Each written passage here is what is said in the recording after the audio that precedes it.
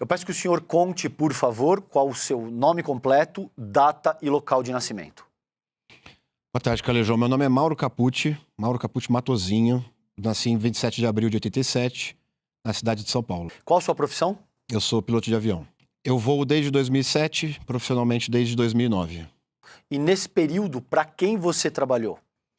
Eu voei minha carreira inteira na aviação executiva, que são empresas de táxi aéreo, fretamento de jatos e algumas famílias que possuem aeronaves próprias. Veja, cerca de 2 anos atrás, eu comecei a voar esse avião que estava voando até ontem. E muito satisfeito, um novo emprego, uma nova oportunidade, uma empresa que parecia estar crescendo bastante, entre conhecidos, entre amigos, e para lá eu fui. Quando eu iniciei meu período de trabalho, já se ouvia algum tipo de comentário de que ninguém sabia de onde tinha vindo os donos desse avião, ninguém conhecia muito bem a origem, mais acostumado a voar nesse meio executivo, onde origem de patrimônio, nomes de proprietários geralmente são tratados com muito sigilo e privacidade, eu não dei muita bola e segui trabalhando. Até que, em um determinado momento, surge uma reportagem no Fantástico que causa uma situação de preocupação na empresa, entre os funcionários, entre o proprietário, e eu, como piloto daquele avião que pertencia ao Mohamed, então citado nessa reportagem, passei a me preocupar muito com essa situação. Percebi que o que estava acontecendo ali era muito mais grave do que eu poderia imaginar, era muito mais grave do que o que eu normalmente vejo acontecer na aviação executiva, e entendi que eu deveria ficar atento.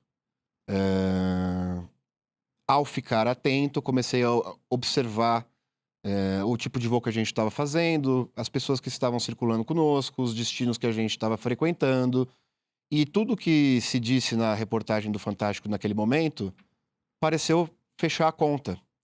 E sendo assim,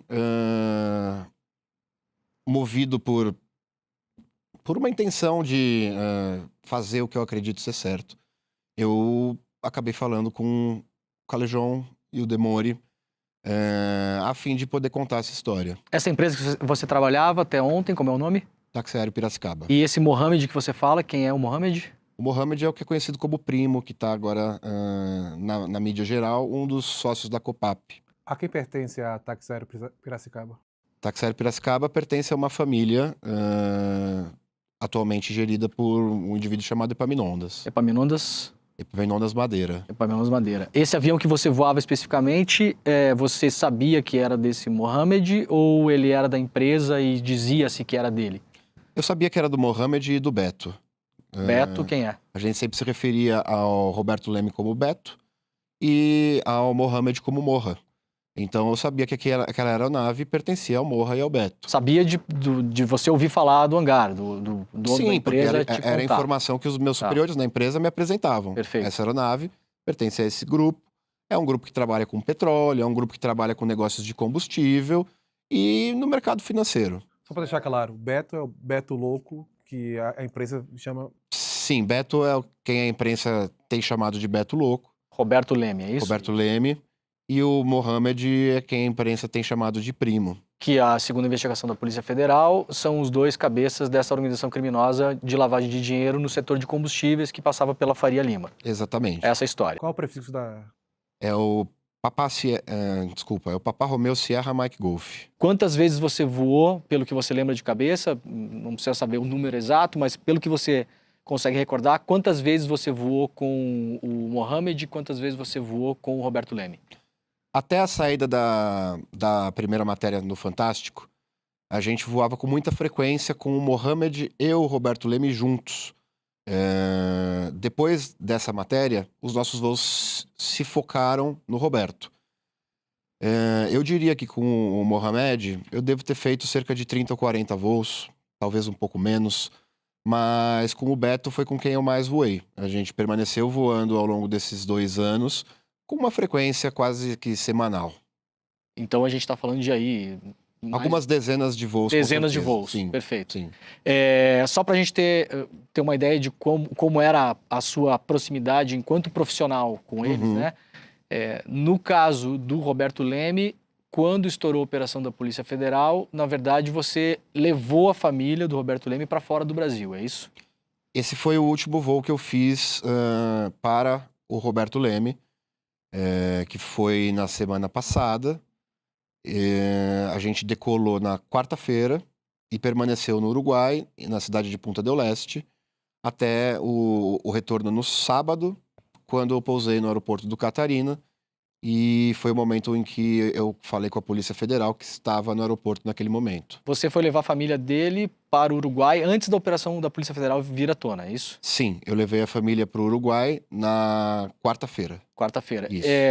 Foi te dado um motivo ou não teve alguma explicação para o voo, não? Não, era usual a gente, no grupo de WhatsApp da empresa, perguntar para o setor da empresa que organiza a agenda de voos: vai ter um voo nessa semana, como é que tá os próximos dias? Porque é uma profissão de rotina muito incerta. Então eu gosto de tentar organizar os meus próximos dias da melhor maneira possível. E na segunda-feira, eu enviei uma mensagem no grupo, perguntei se haveria algum voo previsto, e me foi respondido que haveria um Punta del Este na quarta-feira. Não me foi dito quem era.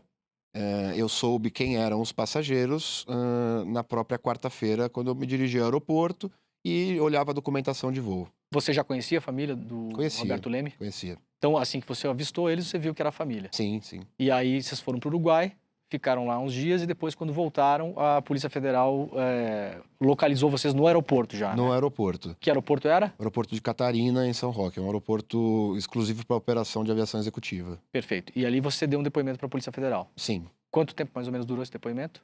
Eu acredito que 1h30. Eu não tenho tempo.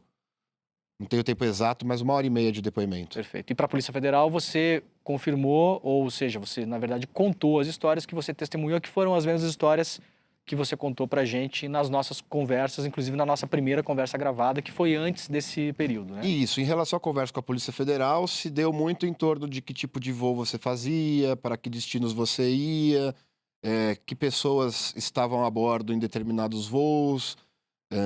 Então, o meu depoimento se deu nesse sentido. Eles queriam saber nome de pessoas que estavam junto com o Roberto ou com o Mohamed e que participaram desses voos na posição de passageiros, convidados ou parceiros de negócio. E perguntaram também de coisas que você viu ou ouviu no avião. Perguntaram. Perfeito. Mauro, voltando um pouco. Como foi o clima desse voo para o Uruguai na quarta-feira? Foi tranquilo? Ou havia alguma tensão? A família do Roberto é uma família de pessoas muito amáveis, a esposa, as filhas, é gente que sempre conviveu muito bem comigo. Inclusive, havia algum nível de conversa, recebendo no avião, servindo uma comida, uma bebida. Então a gente tinha esse nível de contato. E naquele voo especificamente eu percebi que a família estava abalada. No momento que eu decolei, eu não sabia da operação que aconteceu. Então eu sequer me prendi ao fato da família estar muito calada ou de uma das filhas estar medicada. Então isso não me despertou muita atenção. A operação da Polícia Federal não era pública ainda, né? Não era pública. Isso é bem No momento importante. da Na nossa decolagem, quarta-feira, não. Você foi na quarta-feira, um dia antes da operação. Então, o pessoal já parecia abalado, né? Estavam certamente abalados. A gente decolou do Catarina na quarta-feira por volta das 10h30 da manhã. E pousamos por volta da hora do almoço em Punta del Este. E ao longo do dia eu fui me inteirando do que acontecia no noticiário. E eu percebi do que se tratava aquele voo exatamente.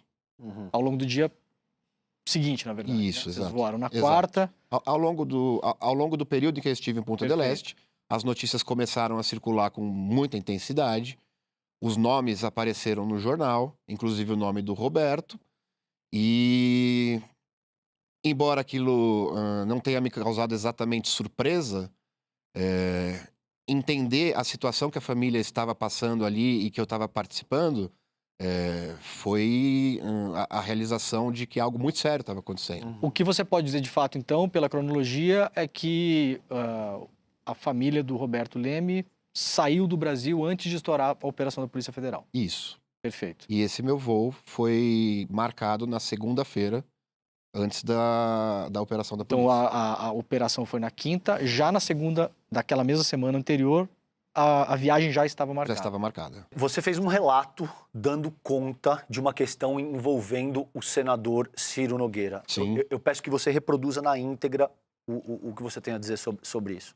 Bom, a história que eu já contei para vocês e que repeti para a Polícia Federal é de que num voo em agosto do ano passado, a gente saiu de São Paulo para Brasília e Roberto e as pessoas que o acompanhavam corriqueiramente, funcionários da empresa, diretoria, etc., portavam uma sacola de papel. Aquela sacola de papel me foi apontada por pessoas da empresa como uma sacola que deveria ser especialmente cuidada. E esse tipo de comunicação se dava para que nós entendêssemos que ali continha dinheiro. Algum termo específico que seja usado para essa finalidade? Em ocasiões se fala em caixa de vinho, em ocasiões se fala em sacola de presente, mas é esse tipo de termo. Naquele caso, uma sacola de presente, que de fato era uma sacola de presente. É comum transportar dinheiro solto no avião, assim, nessas sacolas ou caixa de vinho, e que vocês têm que tomar conta desse dinheiro, é isso? Veja que isso não é comum. Tá. Isso passou a ser comum a partir de um determinado momento. Tá. Que foi, inclusive, a partir desse momento em que eu passei a ficar muito indignado e muito desconfortável na posição que eu estava. Perfeito. Quando isso se tornou comum. E quando foi, mais ou menos, que se tornou comum? Eu me recordo muito bem desse voo de agosto do ano passado, porque foi a primeira vez que isso aconteceu. Tá. A primeira vez que uma sacola, apontada como uma sacola de presentes importante, me foi apontada como algo que eu deveria cuidar e zelar.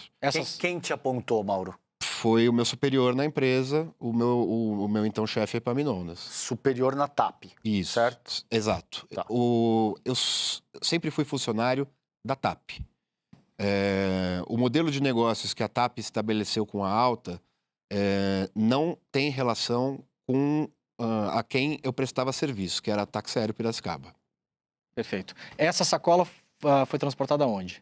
Foi transportada no toalete do avião. Toalete do avião. Isso. Aquela mesma sacola que você fez um vídeo dela, que você nos mostrou. É esse dia, dessa sacola. Isso. É isso? No momento que eu fiz aquele vídeo, foi muito num momento de espanto.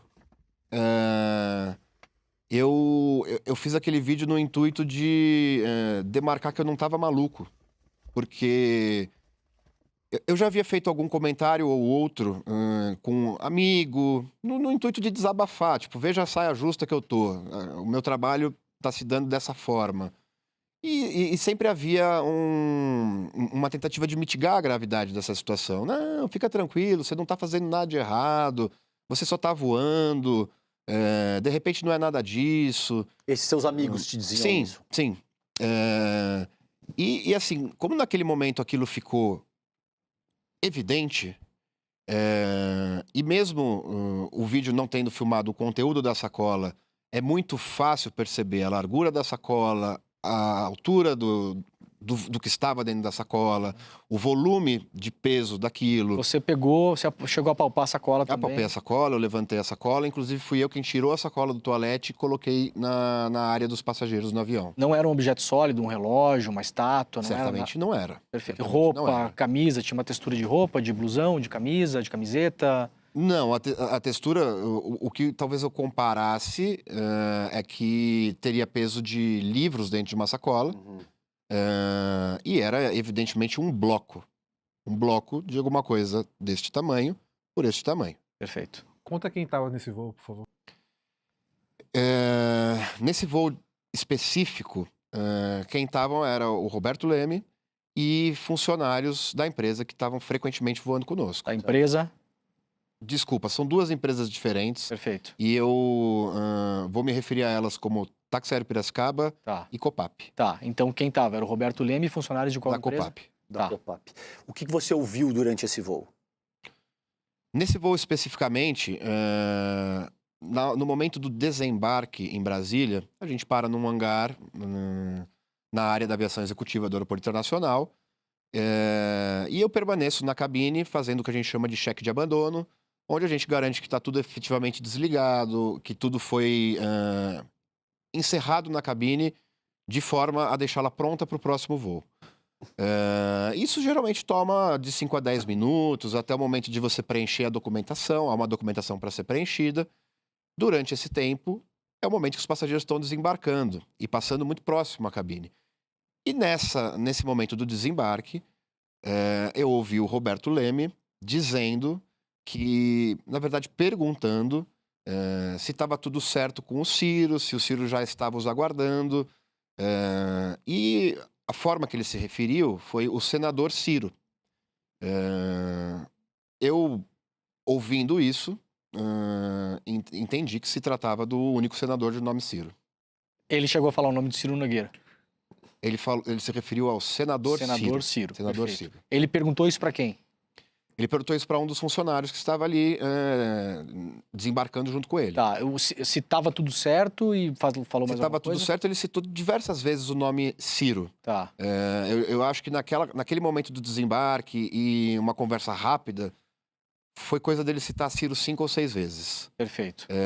Então isso ficou muito demarcado. E na hora que eu ouvi aquilo, imediatamente eu tive a sensação de que eu estava ouvindo uma informação que eu não deveria ter ouvido. Uhum.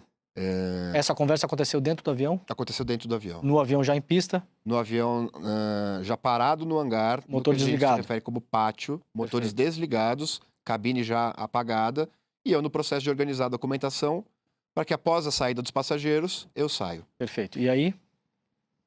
Na primeira conversa que você teve com o Caleon e o Demore, você falou que o encontro seria no gabinete, você entendeu que seria no gabinete. Explica um pouco agora por que você teve esse sentimento. Dizer que o encontro seria no gabinete foi uma dedução lógica do que estava acontecendo ali, em que eles evidentemente estavam programando um encontro com o senador Ciro, e no momento de retorno, é comum o motorista avisar a equipe de coordenação de voo da Táxi Aéreo Piracicaba que os passageiros estão a caminho. E quando eu recebi essa informação, me foi dito que eles estão saindo do Senado agora. Quem te falou isso? Foi alguém da equipe do comercial da empresa. Ligou pra você? Da Táxi Aéreo Piracicaba. Ligou para você? Ligou pro meu colega de voo, que a gente sempre costuma estar junto ali, esperando o voo acontecer. Isso na Então, volta do encontro. na volta do encontro. Na volta do encontro. volta do encontro. Essa sacola que você se refere, que foi citado que teria dinheiro ali dentro. Isso. O que aconteceu com ela quando as pessoas saíram do avião? Essa sacola, geralmente eu auxilio no desembarque de uma bagagem de mão ou qualquer outra coisa, passo pro passageiro que já tá fora da aeronave. E naquele momento a única coisa que eu fiz com essa sacola foi trazê-la do toalete para a área de poltronas ali onde os passageiros se acomodam, para que algum deles pegasse a sacola e levasse. E um dos funcionários pegou a sacola em mãos e entregou pro Roberto. Entregou na mão do Roberto Leme. Isso. O Roberto Leme estava na pista já. Tava na pista. E você viu o Roberto Leme fazer o que com essa sacola? Eles entraram no hangar. Entraram no hangar. Entraram no hangar. Porque o comum é entra no hangar, fica tomando um cafezinho até que vem uma van de transporte para levá-los até a saída do terminal. Perfeito. Quando você fala em caixas de vinho ou pacotes que tem que tomar conta e cuidar, etc e tal, você falou que ficava subentendido ou às vezes até mais explícito que era dinheiro. Sim. Em algum momento desse tempo todo, você teve a curiosidade de abrir uma dessas caixas de vinho ou pacotes e você de fato viu dinheiro, notas de dinheiro? Em algum momento isso aconteceu de fato?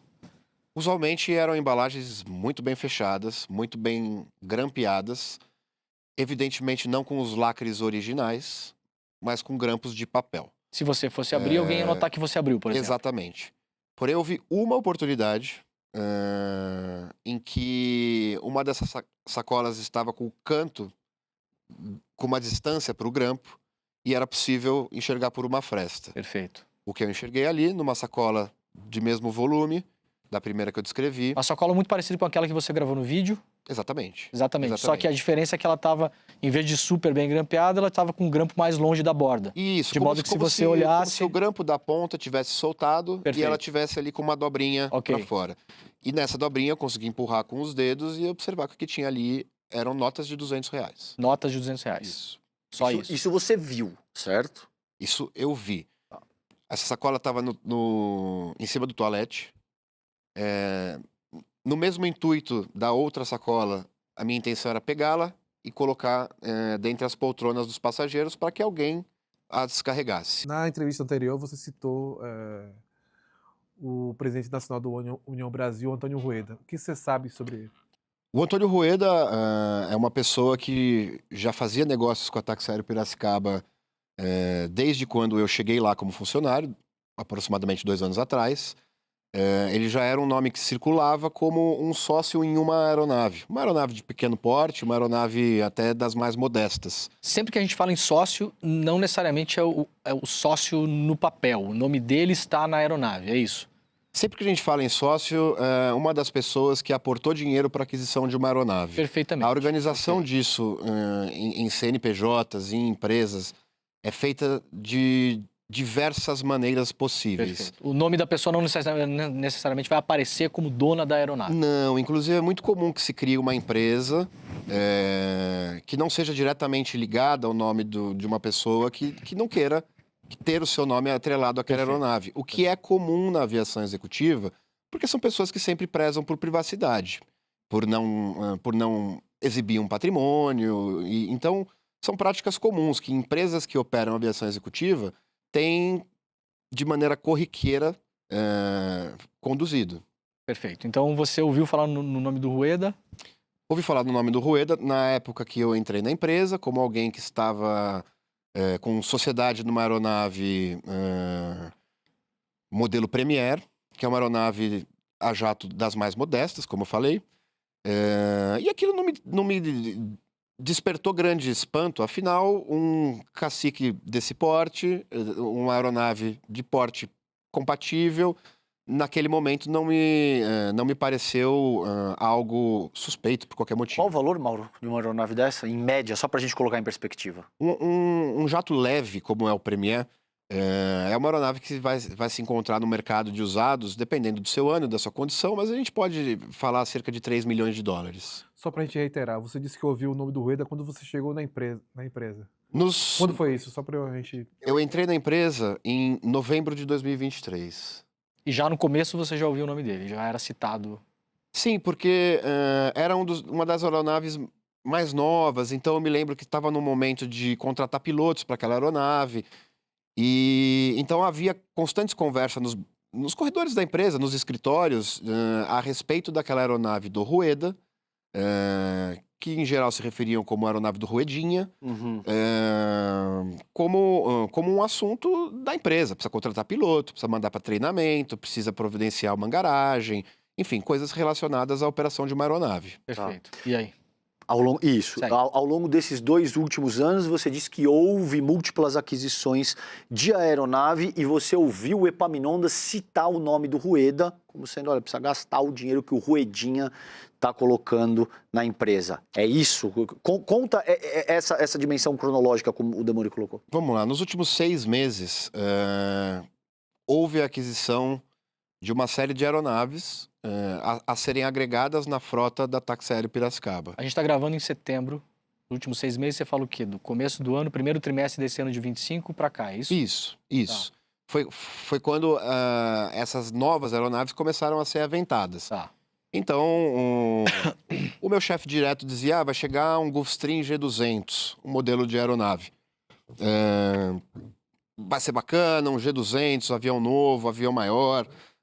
Então havia um estímulo aos pilotos de que aquilo seria bacana para a empresa, bacana para a progressão de carreira de todo mundo. Então, essa aeronave G200 ela era celebrada pelos funcionários. Quanto custa uma aeronave dessa? Um G200 usado no mercado vai ser uma aeronave que vai estar perto de 8 a 9 milhões de dólares. De novo, preço de aeronave é uma coisa muito imprecisa, porque depende desde quantas horas aquele motor voou, até que tipo de programa de manutenção aquela aeronave tem com o fabricante. Então, são variáveis muito diversas e que representam valores muito grandes. Então, um opcional de uma aeronave, que seria equivalente a comprar um carro com uma direção hidráulica, você vai pagar centenas de milhares de dólares. Perfeito. Então, é difícil precisar o valor de uma aeronave, porque depende da especificação exata que aquela aeronave veio. A movimentação que me pareceu muito estranha foi a chegada de 4 aeronaves, e não apenas aquele G200. E que, ao conversar com a minha chefia direta, com o dono da empresa, quando digo empresa nesse caso, com o dono da Táxi Aéreo Piracicaba, Sim. sempre havia novidades do tipo, vai chegar esse avião, vai chegar mais um daquele outro, até que mais recentemente foi descrita a compra de uma aeronave Gulfstream de série 500, que é uma das maiores séries da Gulfstream, uma aeronave que superaria aí uma dezena de milhões de dólares, uma aeronave que cruza o Atlântico, que não precisa fazer escala para ir para os Estados Unidos ou para a Europa. É uma aeronave considerada entre os executivos que possuem esse tipo de patrimônio, a Lamborghini das aeronaves a jato. Eu falei uma aeronave de por volta de 10 milhões de dólares, assim.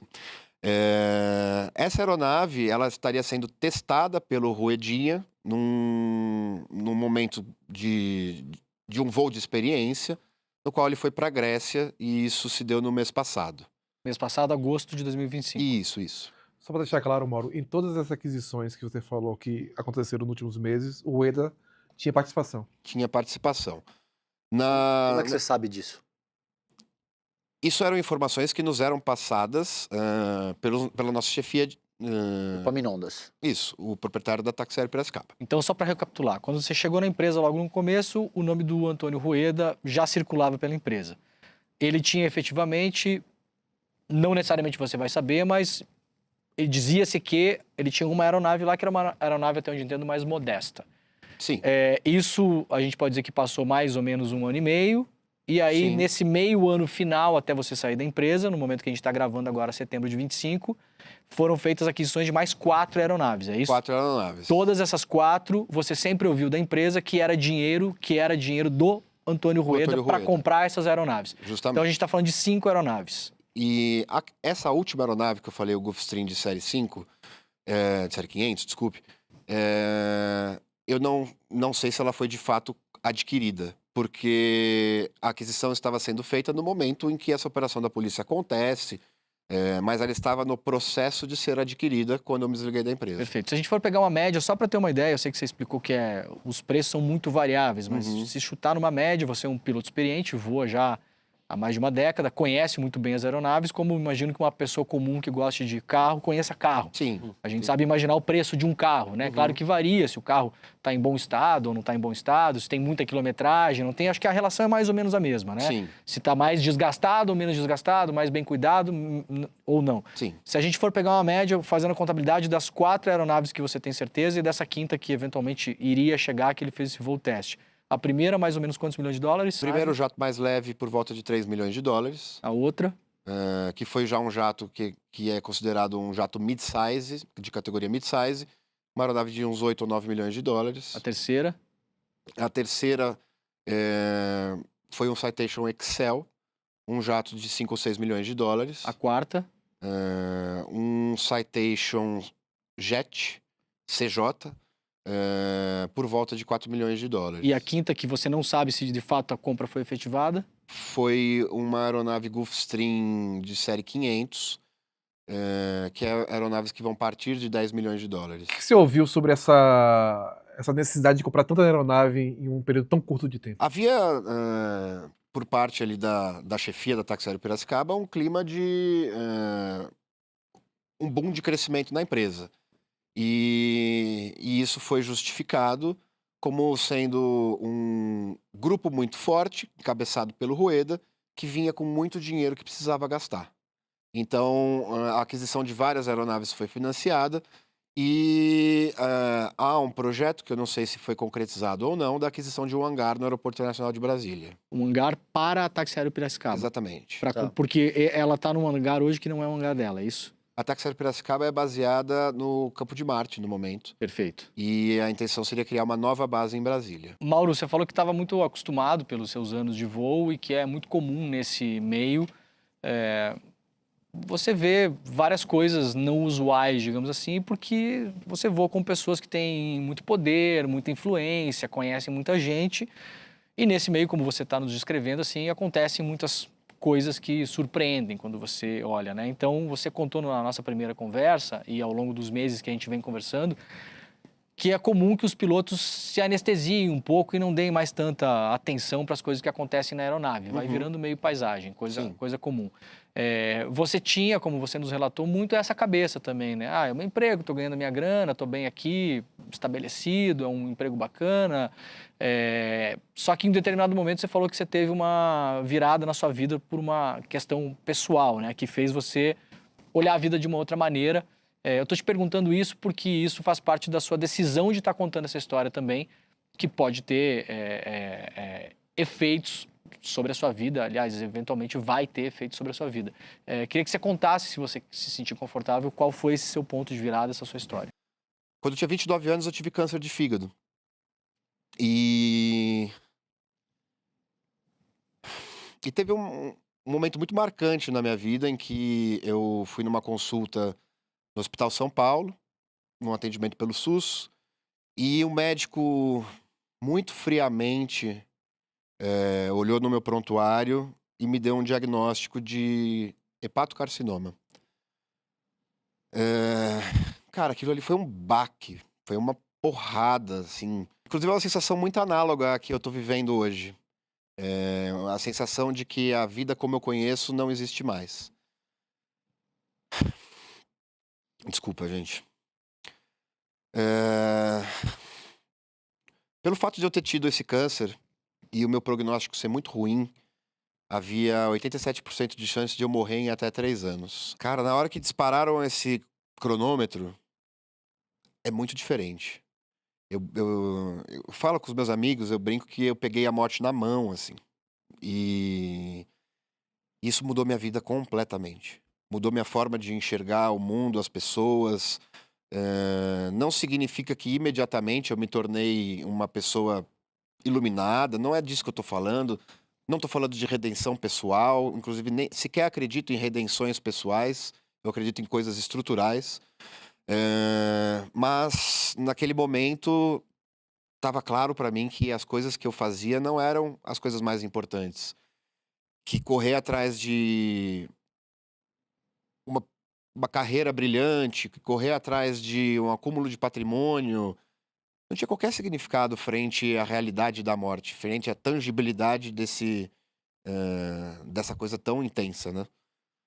E a partir daí eu brinco que foi minha segunda epifania. Eu passei, se eu não me engano, 2 semanas na UTI, logo depois da cirurgia, porque houve uma intercorrência cirúrgica em que meu coração, da forma que eu entendo, meu coração parou na mesa de cirúrgica e eu precisei ser reanimado. Quando eu volto ao mercado da aviação, eu já não tenho essa mentalidade de que tudo vale a pena.